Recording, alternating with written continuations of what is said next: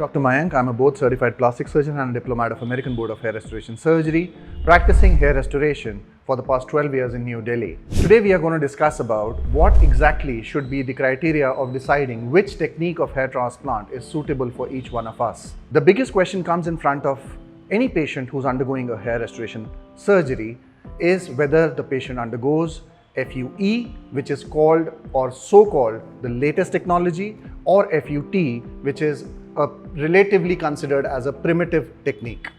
FUT, the full form is follicular unit transplantation, which means that a strip of donor area is extracted from the side and the back of the scalp, which is then sutured with a trichophytic closure so that the scar is not visible.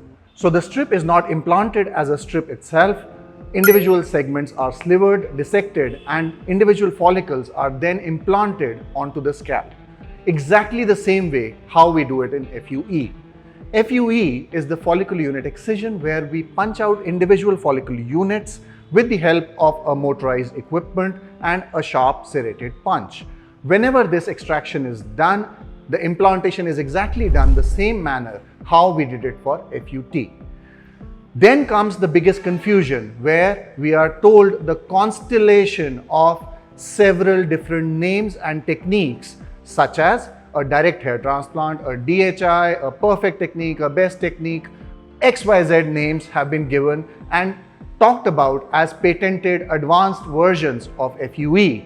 We should not be considering any name which goes into our mind as a confusion, which is not given on any standard websites, whether it is Asian Association of Hair Restoration Surgery's website, American Board of Hair Restoration Surgery's website, or ISHRS website as well.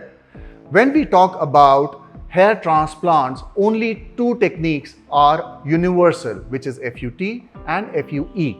Now, if you call it as XYZ, it doesn't change the technique at all. The only difference between the different names that have been given to us versus FUE is that the extraction and implantation, when FUE used to be done previously, used to be implanted after a lag of time. In today's date, the slits for the recipient bed to implant these follicles is created, and then the extraction and simultaneous implantation of every few hundred follicles is done simultaneously by most clinics.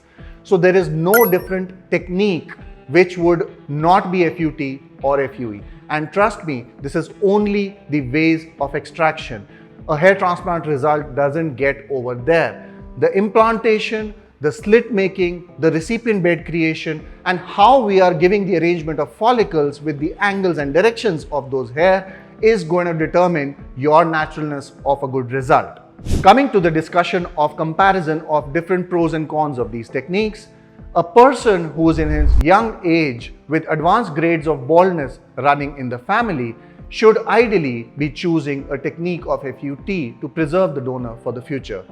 If you want an extensively large volume of hair follicles in a single session, then FUT has to be a part of that surgery, unless you have an extraordinary good body hair donor reserve as well. The best match of aesthetics of the recipient and the donor is when we take the scalp donor itself. Solitary technique of FUE will give us 5,000 to 6,000 follicular units from the scalp donor area. A solitary FUT strip or multiple strips which we take will also give you a similar amount. The only way to maximize the donor for such patients is by combining these two techniques, which would also preserve the donor for the future as well. If there is an individual who has extremely poor body donor hair reserve with advanced grades of baldness, with thin and silky straight hair, where body hair reserve will not match the scalp donor, in that case, you are definitely a candidate for an FUT. An individual who was into a very active lifestyle, or is an athlete, or someone who wants to go back with quick recovery, or wants to maintain a hairstyle with absolutely buzz cut from the side and the back, should ideally be choosing FUE surgery rather than an FUT procedure. When we are talking about the contraindications of FUT, one thing which is very critical is that if an individual has a tendency of hypertrophied scarring or keloid, where your scars swell up, then also you are a candidate for an FUE. If you have a stable age, which is above 35-36 years of age, and you are also not having advanced grades of baldness in the family, plus you have wavy or thick curly hair with additionally very good reserves of your scalp and body hair, then you can choose any of the techniques and you would be a candidate for the same. If you are at a young age and you have advanced grades of baldness where the requirement of follicle is above 4,500 to 5,000 follicles, then combining these techniques is going to be the best solution for you. Let us just now talk about the comparison of these techniques in terms of the recovery time. FUT and FUE almost have similar recovery times, but the tenderness post FUT, where you're rubbing or touching the donor area where you have stitches, is going to take a longer duration of time of 3 to 4 weeks after surgery.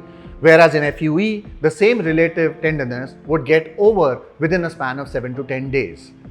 In terms of the success rate of FUT and FUE is exactly same, provided the surgical team as well as the surgeon who's doing your procedure have the experience and the basic idea of doing both the surgeries and have the exact knowledge who is the right candidate for which procedure.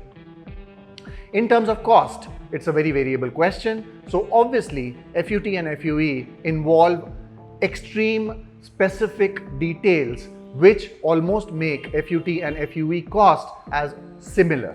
So there's never a procedure which is cheaper or expensive on the basis of a technique that is going to be performed. I hope all these points which we have given is going to make things relatively clear in front of you. If you have any further queries or concerns, you can always drop a message to us or contact us on the numbers given below. I would personally like to thank each one of you who's giving their precious time for watching our videos. I would request you to like and subscribe to our channel for such informative videos in future. Thank you so much.